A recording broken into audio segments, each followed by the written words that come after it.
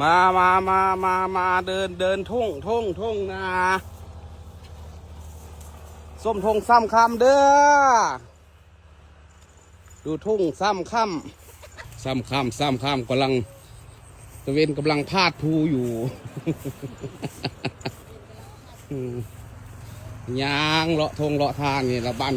คนบ้านนอกเคาะง่ายยังเสียละไก่เมียงสบายดีพี่น้องพ่อบ้านทุกคนทุกคนคือเก่ายำข้าวยำแรงแล้วส้มปากอะไรส้มปากอะไรแม่นยำแรงมากเลยส้มปากจะออกทงออกหน้าแล้วมัดมือไม่ได้แก้มาเดียวไม่ได้แก้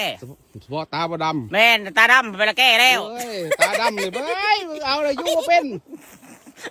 ซุกเลยตาดำน่ะตาดำจะได้เงิน500นะ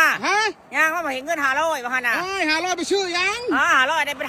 500ไม่ได้ลายไม่ได้จ้าไปชื่อยังชื่อมากินดู